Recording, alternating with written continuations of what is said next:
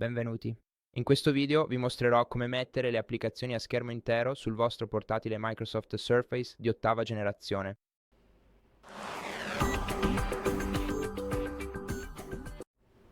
Ci sono vari modi U per mettere la vostra app a schermo intero. Potete fare doppio clic sulla barra superiore della finestra e poi fare di nuovo doppio clic per ripristinarla. Potete anche cliccare sull'icona a forma di rettangolo nell'angolo in alto a destra o sull'icona a forma di quadrato nell'angolo in alto a destra dell'applicazione e poi cliccarci di nuovo per ripristinarla. Potete anche afferrare e trascinare la barra superiore dell'applicazione verso la parte superiore dello schermo.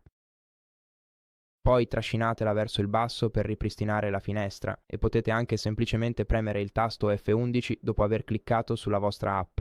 E se il tasto F11 non dovesse funzionare, allora dovrete premere il tasto Fn proprio qui, nell'angolo in basso a sinistra della tastiera, e premere F11 insieme ad esso, e questo metterà anche la vostra app a schermo intero.